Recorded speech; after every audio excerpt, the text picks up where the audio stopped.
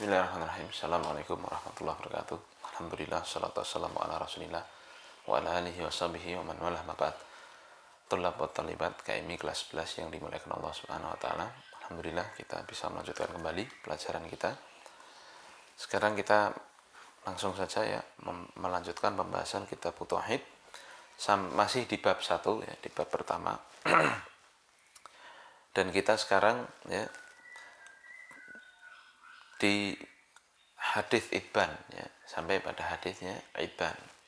Qala al-muallifu rahimahullah taala wa lahu ma fi hadits Ibban. Ya. Dan diriwayatkan oleh Imam Bukhari, rawi Bukhari dan Muslim dalam sahih ya.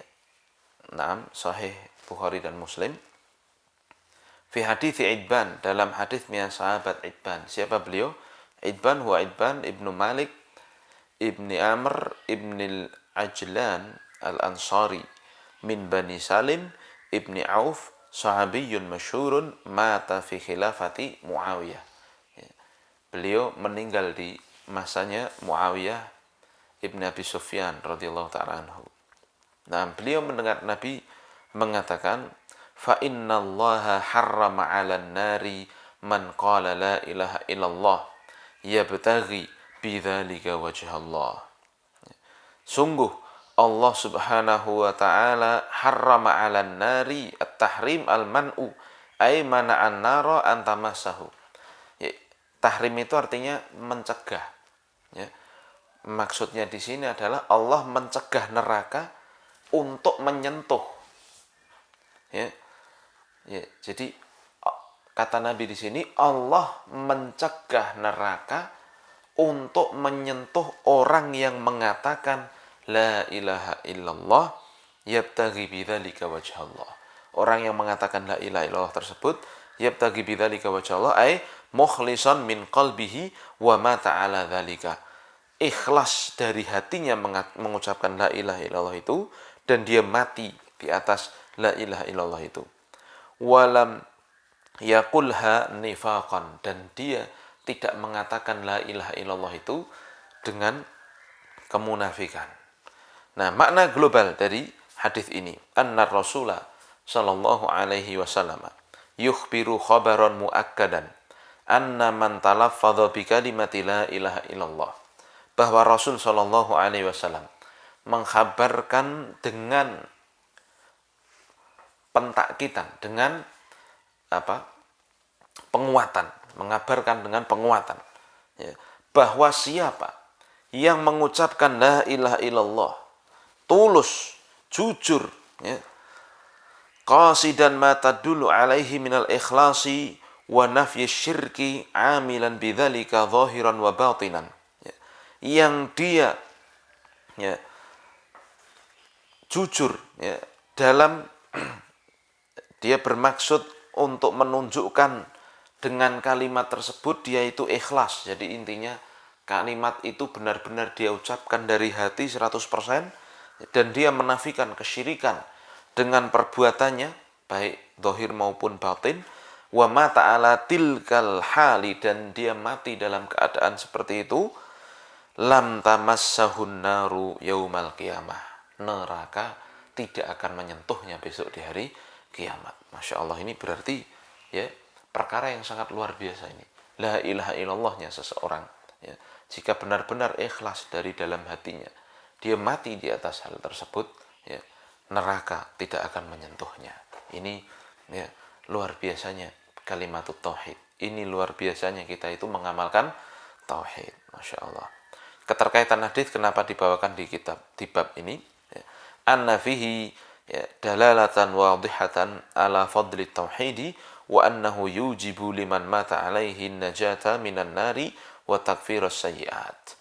Ya, bahwa dalam hadis ini kenapa dibawakan di bab keutamaan tauhid ini ya, karena di sini ada dalil yang sangat jelas sekali ya, menunjukkan dengan sangat jelas sekali akan keutamaan tauhid, dan bahwa tauhid itu ya mewajibkan, memastikan bagi siapa yang mati di atasnya dia akan selamat dari neraka, dan juga ya dia akan dihilangkan dosa-dosanya. Masya Allah ya, ini keutamaan tauhid. Faedah yang kita bisa petik dari hadis ini yang pertama, fadlut tauhidi wa annahu yunqidhu minan nari wa yukaffirul khataya. Keutamaan tauhid, dan tauhid itu menyelamatkan dari neraka dan menghapuskan dosa. Nah, jadi kalau ada orang belajar tauhid itu ngopo sih gitu. Maka ini jawabannya yang sangat terang. Ujung dari tauhid ini, ujung dari belajar tauhid ini, jika diamalkan dengan jujur, dipertahankan hingga dia mati, ujungnya dia akan dijauhkan dari neraka dan diampuni dosanya. Masya Allah ya. Yang kedua, annahu la yakfi fil imanin nutqu min ghairi i'tiqadil qalbi kahalil munafiqin. Bahwa dalam permasalahan iman, tidaklah cukup seorang itu hanya melafatkan saja. Melafatkan kalau dia itu beriman, tanpa dia meyakini dalam hatinya.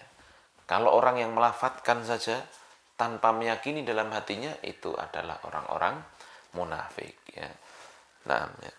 Lalu yang ketiga, annahu la yakfi fil imanil i'tiqadu min ghairi nutqin kahalil jahidin.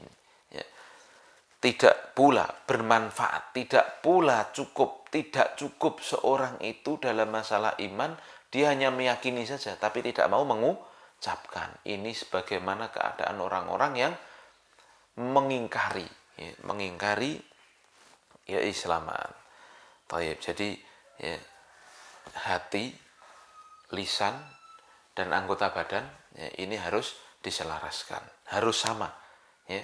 Kalau tidak sama salah satunya, selenco kalau dalam bahasa Jawanya ya, akan menimbulkan kemunafikan. Taib.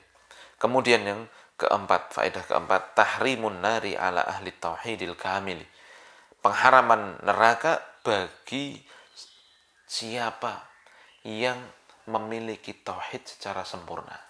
Nah, jadi siapa yang mengamalkan tauhid secara 100%, ya dia mengibadahi Allah semata, tidak berbuat syirik, menjauhi syirik, seluruh kesyirikan, maka Allah mengharamkan baginya neraka. Masya Allah, ini keutamaan yang sangat luar biasa dari tauhid.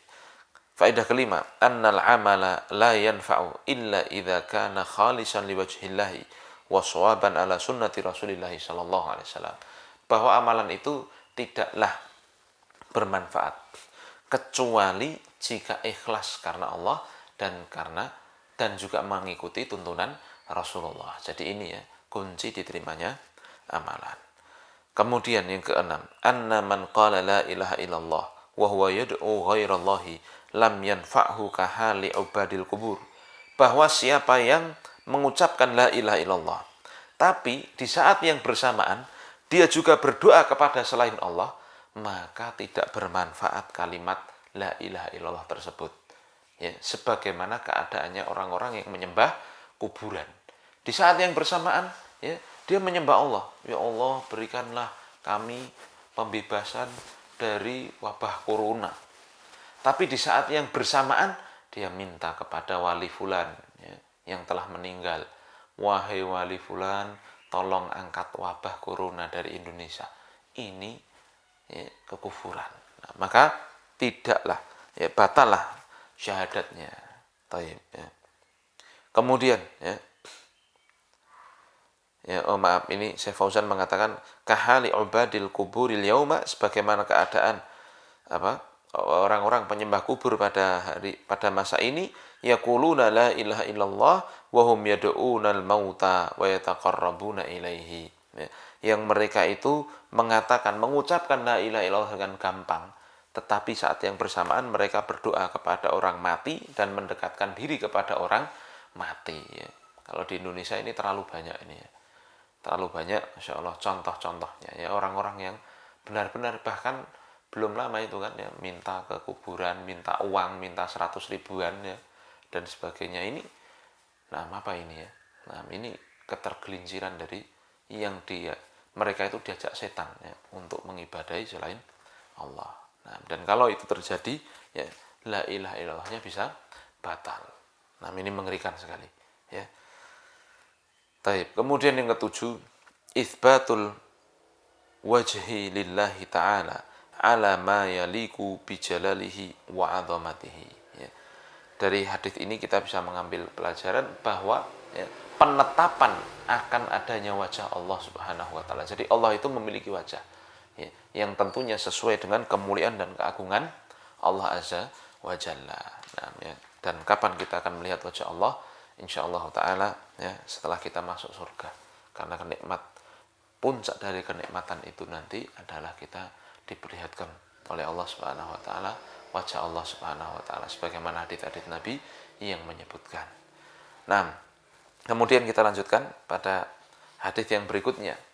Qala al-muallifu rahimahullahu taala wa an Abi Sa'id Al-Khudri radhiyallahu anhu. Dari Abu Sa'id Al-Khudri. Siapa beliau? Huwa Abu Sa'id Al-Khudri Sa'ad ibnu Malik ibnu Sinan Al-Khazraji Al-Ansari Al-Khudri. Ya, beliau adalah nama aslinya Sa'ad ibnu Malik ibnu Sinan. Ya, dan beliau dari Khazraj, ya, dari kalangan Ansar. Ini adalah berarti beliau asli penduduk Madinah. Ya.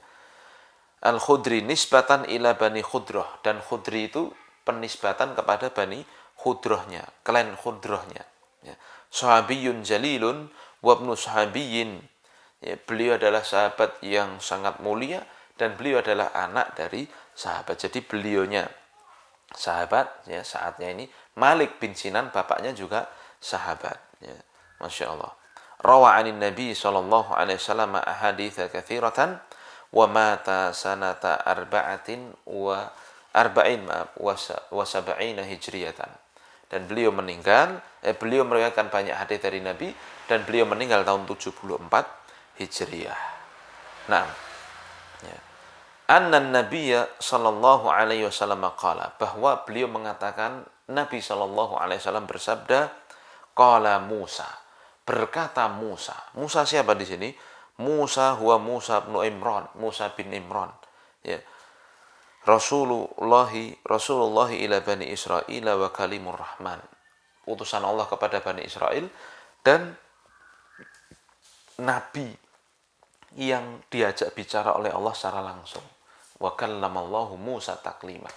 Ya, satu-satunya nabi yang Allah ajak bicara langsung di dunia ini. Masya Allah. Nabi Musa, Kalimur Rahman. Ya, oleh sebab itu julukan beliau adalah Kalimur Rahman itu. Ya. Nabi Musa mengatakan, Ya Rabbi, alimni syai'an adhkuruka wa ad'uka bihi. Ya Rabbi, Ya Allah, alimni syai'an, ajarkanlah kepadaku sesuatu, adhkuruka maknanya adalah athna alaika wa ahmaduka bihi, yang aku bisa memuji engkau ya Allah dengan mengingat-ingatmu terus begitu ya Allah, wa ad'uka bihi, dan aku atawassalu bihi ilaika idza da'autuka, dan aku bisa berdoa kepadamu, aku bisa bertawasul dengannya ketika aku berdoa kepadamu. Jadi Nabi Musa minta diajari, ya Allah ajarkanlah aku sesuatu yang dengannya itu aku bisa memuji dan mengingat engkau terus ya Allah, dan aku pakai untuk berdoa, aku pakai untuk perantara sebagai doa. Ya, nah, aku pakai untuk berperantara untuk berdoa kepadamu ya Allah. Nah, qala kul ya Musa la ilaha illallah. Maka kemudian ya, Allah mengatakan, katakan wahai Musa, la ilaha illallah. Katakan, ucapkan la ilaha illallah wahai Musa. Nah, qala, maka Musa menjawab, ya Rabbi, kullu ibadika yaquluna hadza. Ya Allah, semua hambamu mengucapkan hal ini ya Allah, mengucapkan la ilaha illallah ini. Ai hadhil kalimah, yaitu la ilaha illallah ini. Ya. Nah, ya maka kemudian ya qala, kemudian Allah mengatakan, ya Musa, wahai Musa, lau annas samawati sab'a, seandainya langit-langit yang 7, wa amirahunna ghairi, ya. Lihat, man fihinna minal ammari ghairullahi, ya. Siapa yang ada di langit dari siapapun yang penduduk langit selain Allah. Ya, jadi ini kan secara langsung menunjukkan Allah itu di atas langit. Ya. Nah, ya. Allah menjawab tadi, wahai Musa, seandainya langit-langit yang 7 dan penduduk langit semuanya selain aku, kata Allah, wal ardina sab'a fi kifatin, dan bumi-bumi yang 7 fi kifatin, berada dalam satu kifah. Apa itu kifah? Ay law wudi'at hadhil makhluqatu fi kifatin min kifatail mizani wa wudi'at hadhil kalimatu fil kifatil ukhra. Seandainya langit yang 7 plus penduduknya selain Allah, bumi yang 7, ya, itu semua dijadikan di satu anak timbangan, wala ilaha illallah fi kifatin, dan la ilaha illallah di satu anak timbangan, jadi ditimbang antara langit plus bumi dan penduduknya tadi, dan kalimat la ilaha illallah di satu timbangan, apa yang akan terjadi? Malat bihinna la ilaha illallah, ya. Malat ay rajahat alaihinna, pasti akan berat, condong ke arah la ilaha illallah, ya. Jadi langit dan bumi, langit yang 7 dan isinya dan bumi yang 7 ditimbang, kalimat la ilaha illallah ditimbang, ya. Masya Allah, ya. Kalau ini ditimbang pasti akan berat la ilaha illallahnya, begitu maksudnya. Subhanallah, ini ya hadis yang sangat agung sekali, yang menunjukkan betapa besarnya ternyata ya kalimat yang kita ucapkan ini, la ilaha illallah, ya. Dan alhamdulillah kita diberi kesempatan untuk mengulang-ulanginya dalam sholat kita, ya, dalam doa-doa kita. Nah, maka ya camkan ini dalam diri kita, ternyata ini kalimat yang sangat luar biasa, begitu. Jangan dianggap remeh kalimat la ilaha illallah ini, ya. Tapi makna global dari hadis ini, ya, anna Musa alaihi salatu wassalam talaba min rabbih azza wa jalla an yu'allimahu dzikran yuthni alaihi bihi wa yatawassalu ilaihi bihi, bahwa Nabi Musa alaihi salatu wassalam meminta kepada Allah azza wa jalla agar Allah mengajarinya satu zikir yang bisa dipakai untuk memuji dan bertawasul, minta dikabulkannya doa, ya, sebagai perantara dikabulkannya doa yang beliau ucapkan, yang bisa beliau ucapkan.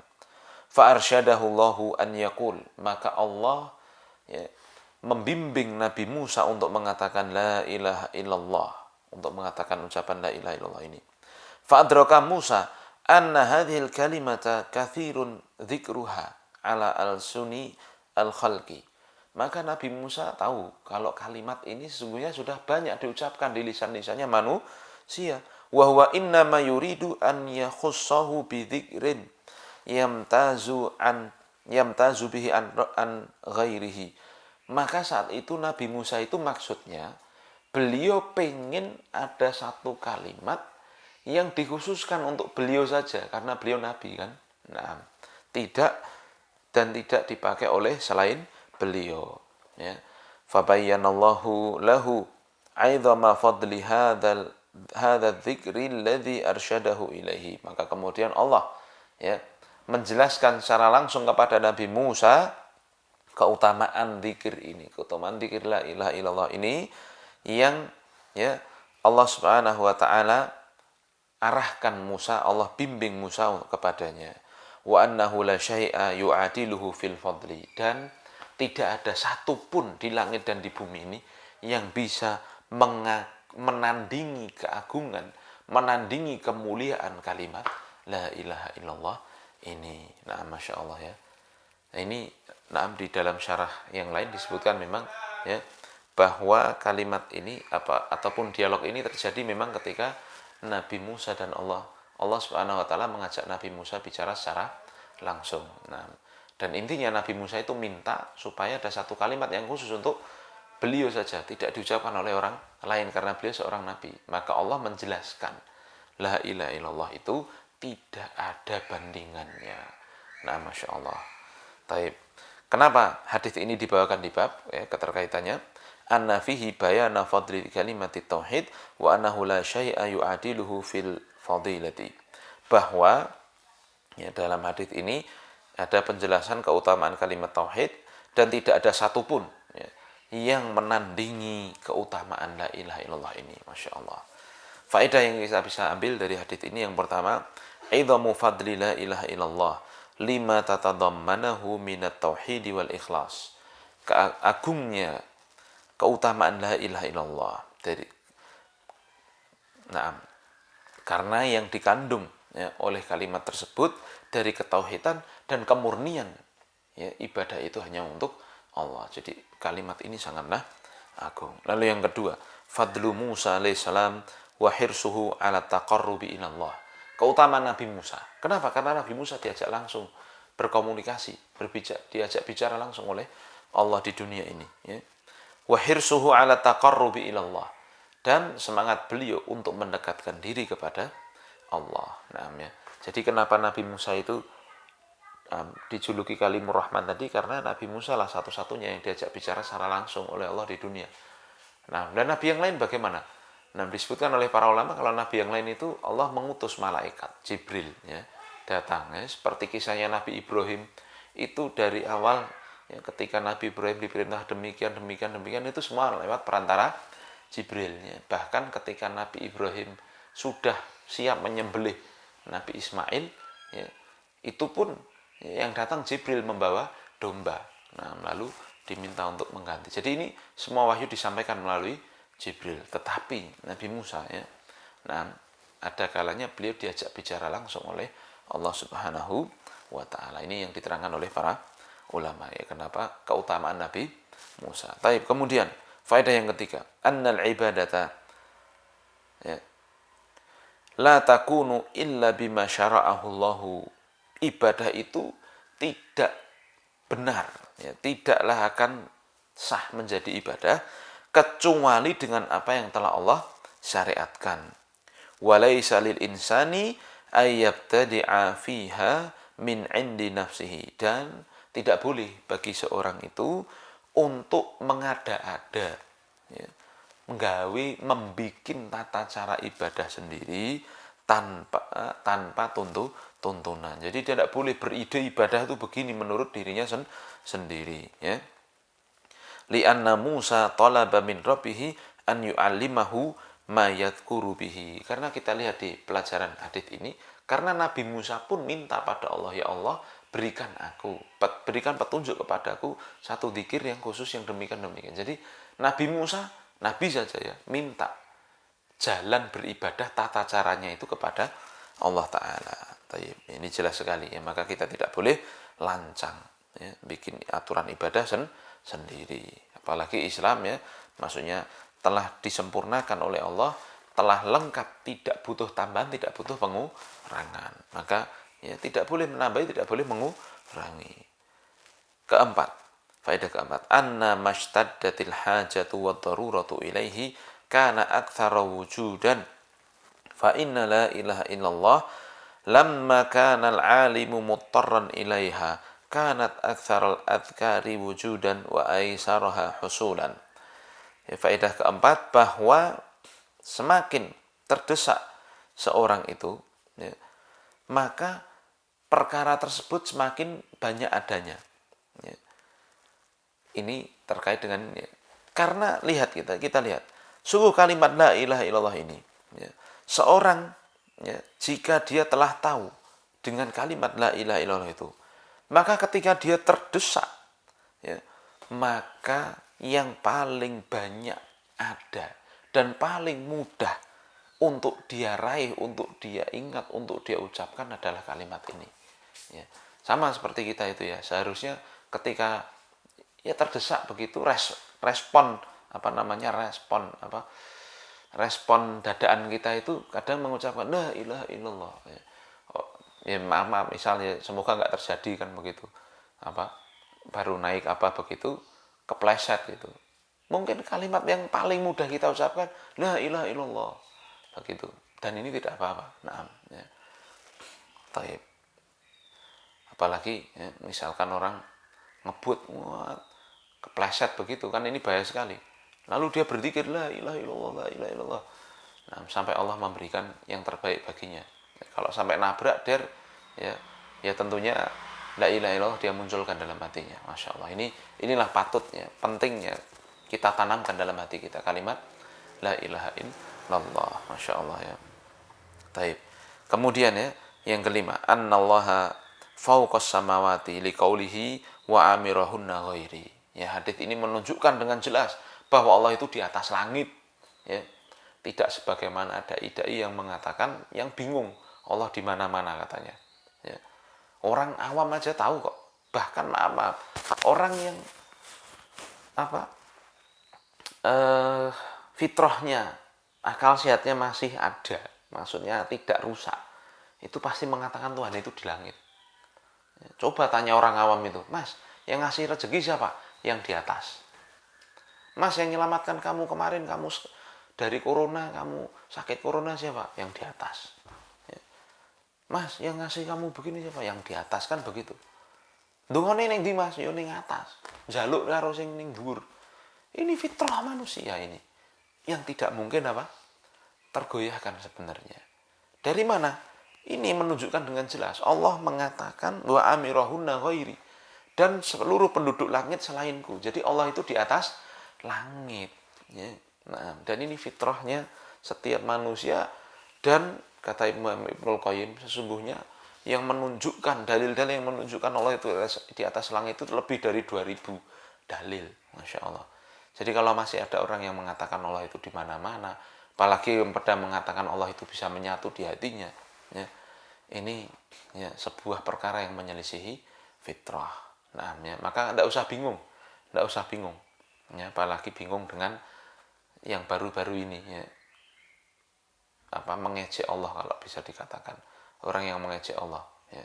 Ya, kalau Allah turun dari sepertiga malam terakhir, Allah katanya turun ke langit dunia, maka arsy-nya kosong dong. Ini kan maaf ya, orang yang tidak menempatkan akalnya, ya, kepada syariat, tidak menundukkan akalnya dengan syariat, ya. Kita saja suruh mikirin ciptaan Allah yang ada dalam diri kita aja nggak bisa mikir kok, apalagi memikirkan Allah Subhanahu wa Ta'ala, apalagi memikirkan kebesaran Allah Subhanahu wa Ta'ala, ya. Tentunya kita, kalau itu hadisnya sahih, itu dalilnya benar, ya kita imani. Bagaimana kemudian kita mempermasalahkan, nah kalau Allah turun dari arsy, lalu arsy-nya kosong dong. Ya, ini perkataan yang meremehkan Allah seperti itu. Ini sungguh perkataan yang tidak pantas diucapkan oleh seorang muslim, apalagi dai. Ya, coba pikirkan. Allah itu mengabulkan seluruh doa. Ya, Allah kan mengatakan, ud'uni fastajib lakum. Ud'uni astajib lakum. Doalah kepadaku, aku pasti akan kabulkan bagi kalian. Yang doa pada Allah di waktu yang bersamaan, di saat yang bersamaan, berapa juta manusia itu? Allah bisa nggak ngabulkan berjuta-juta doanya manusia dalam saat yang bersamaan? Nah, Allah menyelamatkan hambanya dari mara bahaya. Allah memberi perlindungan kepada hambanya dari penyakit. Allah memberikan rezeki pada seluruh makhluk, bahkan tidak hanya manusia, hewan, tumbuhan diberi rezeki oleh Allah pada saat yang bersamaan. Lah, kalau kemudian kita mikir, lah saat Allah memberikan rezeki, kapan Allah mengabulkan doa? Kapan Allah menyelamatkan manusia? Kapan Allah membangkitkan, misalkan ada orang yang baru sekarat begitu lalu sembuh, kapan Allah memberikan keselamatan bagi orang yang sekarat? Ini kan perkara yang berbeda-beda. Memberi rezeki, menyelamatkan manusia yang kepepet, mengabulkan doa, ini seolah kan berbeda-beda. Tapi Allah ternyata kan maha mampu atas segalanya. Lah kok kemudian, ya, kita mengatakan kalau Allah turun ke langit dunia, arsy Allah kosong dong. Ini perkataan yang tidak masuk akal. Dia mengakali Allah. Dia tidak pantas itu ucapkan, ya, kepada Allah. Allah itu maha mampu akan segala sesuatu. Saya tanya sajalah, ya, kita itu mikirin bakteri E. coli kita bisa enggak itu kira-kira? Ada berapa jumlahnya? Bentuknya bagaimana? Laki-laki atau perempuan? Sekarang baru apa ini? Insya Allah nggak akan bisa. Nah, walaupun ilmuwan kalau diakali jebol akalnya nanti. Nah, ya, maka untuk ciptaan Allah saja bahkan kita ada yang tidak bisa mikirkan sama sekali. Ya, kok tega-teganya kita menuduh Allah yang macam-macam. Ya, maka kata para ulama, ya sudah jelas kalau berbicara masalah Allah, Allah sudah mengatakan dengan jelas sekali, laisa kamitslihi syai'un wa huwas samiul basir, ya. Tidaklah serupa, tidaklah sama dengan Allah satu apapun, itu tidaklah sama. Allah itu maha besar dan Dialah yang maha mendengar lagi maha melihat. Ya, kita imani. Allah turun ke langit dunia, kita imani. Bagaimana caranya kita imani? Ya. Nah, Allah pasti bisa. Allah maha besar. Jangan kemudian dipikir dengan akal tidak sehat.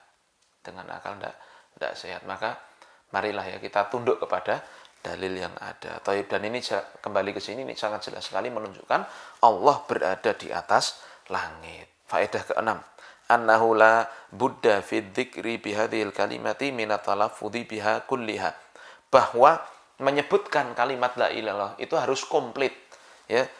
Wala yaktasiru ala lafdzil jalalati Allah kama yaf'aluhu ba'dul juhal. Tidak boleh membatasi, tidak boleh mencukupkan dengan menyebut kalimat jalalahnya saja. Sebagaimana orang-orang bodoh mengatakan Allah, Allah, Allah, Allah, Allah. Nggak boleh. Tapi harus lengkap. La ilaha illallah. La ilaha illallah itu harus komplit. Taib. Ini yang ke-6 ya. Kemudian yang ke-7, itsbatu mizanil a'mali wa annahu haq. Ya. Tetapnya perkara timbangan, mizan. Ya. Mizanul a'mal, timbangan amalan, dan bahwa hal tersebut ya, benar-benar akan ada dan kita jumpai besok di hari kiamat. Masya Allah. Yang ke-8, annal anbiya'a yahtajuna ila tanbihi ala fadli la ilaha illallah. Bahwa para nabi pun ya membutuhkan penekanan, pengingatan ya, kembali tentang la ilaha illallah. Ya. Dan di sini kisahnya Nabi Musa yang minta kepada Allah. Maka bagaimana dengan manusia biasa seperti kita? Kalau para nabi pun ya masih membutuhkan hal tersebut. Kemudian yang ke-9, annal ardina sab'un kasamawati. Ya, bahwa bumi itu ada 7, sebagaimana langit juga ada 7. Nah, kemudian ya hadis terakhir ya, kita lanjutkan sekalian. Wali Tirmidzi qala al-musannif rahimahullah taala wali Tirmidzi wa hasanahu. Ya, diriwayatkan oleh Imam Tirmidzi dan beliau menghasankannya an Anas. Anas bin Malik ibni Nadhr al-Ansari al-Khazraji, khadimu Rasulillah sallallahu alaihi wasallam. Beliau adalah Anas bin Malik bin Nadhr al-Ansari ya, al-Khazraji. Beliau dari Bani Khazraj dan beliau asli Madinah. Ya, beliau pembantunya Rasulullah sallallahu alaihi wasallam. Khadamahu 10 sinin. Anas bin Malik membantu Rasul selama 10 tahun. Wa qala an-nabiy sallallahu alaihi wasallam, dan Nabi mendoakannya. Ya, Nabi orang yang sangat dermawan, sangat luar biasa, mendoakan Anas bin Malik, Allahumma akthir malahu wa waladahu wa adkhilhul jannah. Masya Allah. Ya Allah, perbanyaklah hartanya Anas bin Malik, perbanyaklah anaknya Anas bin Malik, dan masukkan dia ke surga ya Allah. Ya, Masya Allah ya. Mata sanatatsnatain wa tis'ina hijriyatan. Beliau meninggal tahun 92 Hijriah, wakila sanata thalathin wa tis'ina hijriyatan. Dan ada yang mengatakan 93 Hijriah. Ya. Wa qad jawazal mi'ata. Dan saat beliau meninggal, usianya sudah melampaui 100 tahun. Dan dalam satu riwayat pula, anak beliau itu lebih dari 100 juga. Masya Allah ya. Ya. Kemudian, ya. Nah, Sami'tu Rasulullah sallallahu alaihi wasallam yaqul. Anas bin Malik mengatakan bahwa aku mendengar Rasulullah sallallahu alaihi wasallam ya bersabda, ya, qala Allah taala, Allah Subhanahu wa taala berfirman. Jadi ini hadits qudsi ya. Allah berfirman, yabna Adam, wahai anak Adam, lau ataitani bi qurabil ardi khataya, seandainya engkau datang kepadaku bi qurabil ardi, qurab bidammil qaf wa qila bi kasriha wa dhammu ashhur, yang lebih masyhur dibaca qu ya. Huwa mil'uha au ma yuqaribu mil'uha. Itu adalah sepenuhnya atau yang mendekati penuh. Jadi kalau diterjemahkan, seandainya kalian datang, engkau datang kepadaku dengan sepenuh bumi khotoya, dosa, dengan sepenuh bumi dosa. Tsumma laqitani la tusyriku bi syai'a. Maknanya tsumma mutta hala kaunika saliman minasyirki wa hadza syartun fil wa'di bi husulil maghfirati. Kemudian kau ketemu denganku. Cara ketemu dengan Allah itu bagaimana? Mati dulu. Ya. Jadi maknanya adalah engkau mati dalam keadaan engkau itu selamat dari syirik. Dan ini adalah syarat, selamat dari syirik ini syarat utama untuk diperoleh, untuk dia itu bisa memperoleh janji Allah ini. Ya. Nah, jika engkau mati, engkau datang kepadaku dengan membawa sepenuh bumi dosa. Ya. Kemudian engkau bertemu dengan aku, kata Allah, la tusyriku bi syai'a, dalam keadaan engkau tidak menyekutukan aku dengan satu apapun. Ya. Maka apa kata Allah, apa janji Allah? La ataituka bi qurabiha magfiratan. Sungguh aku akan mendatangimu dengan sepenuh bumi pula ampunan. Magfirah, al-magfiratu lughatan as-satru wa syar'an tajawuzullahi an khotoya wa dhunubi ibadi. Secara bahasa magfirah itu adalah tutup, menutup, ya, penutupan begitu. Dan secara syar'i adalah ampunan Allah Subhanahu wa taala dari dosa-dosa bagi hambanya. Nah, jadi ini jelas sekali ya, jika datang keutamaan tauhid ya, pada Allah membawa banyak dosa.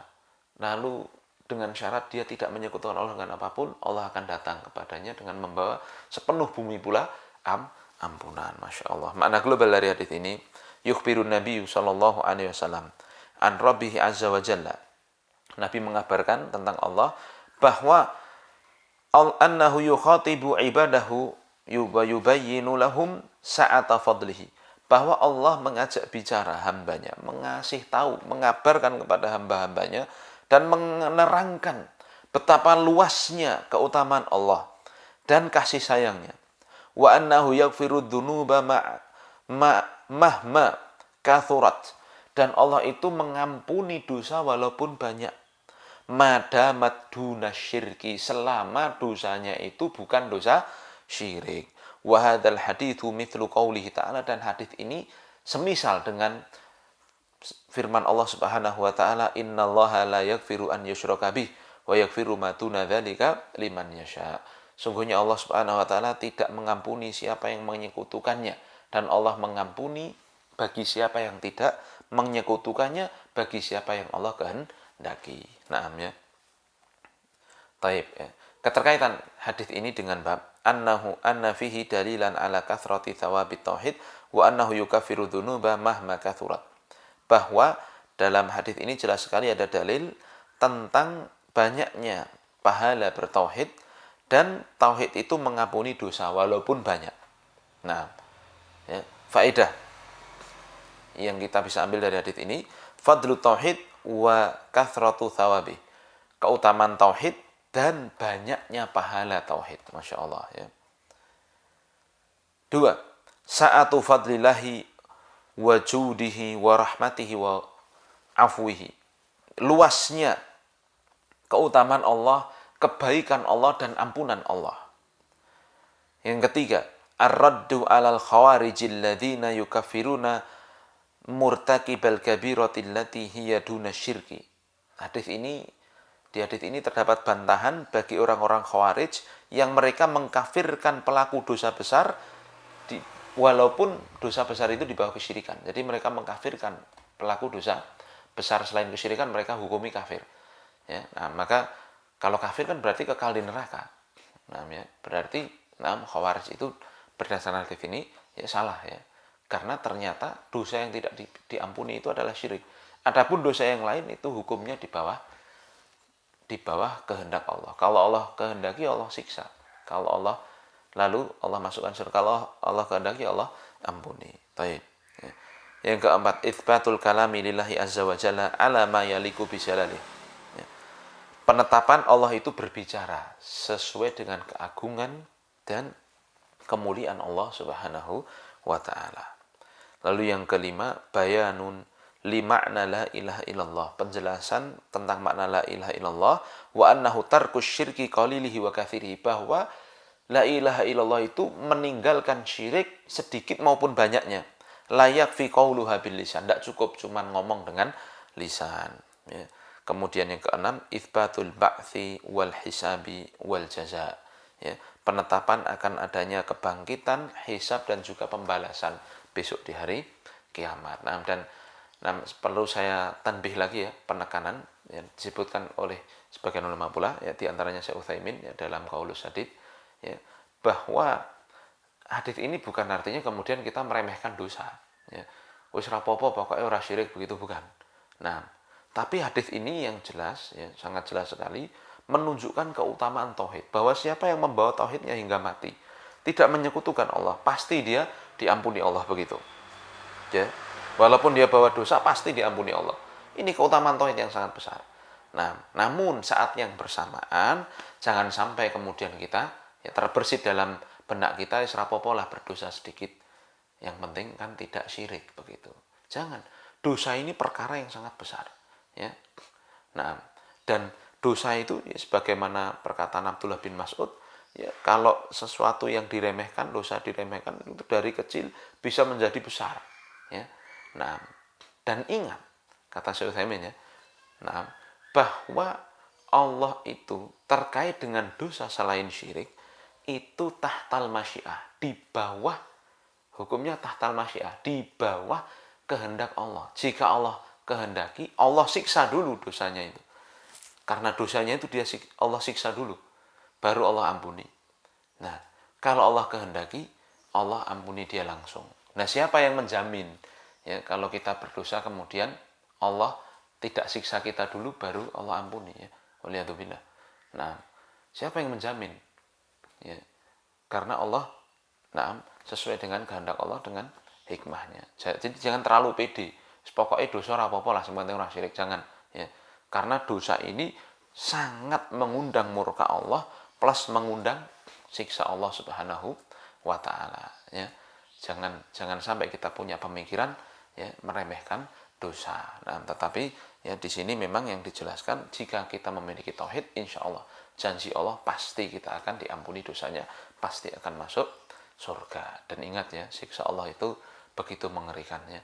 Abu Thalib saja bagaimana hadis yang masyhur, dipakaikan sandal ya, lalu kepalanya mendidih.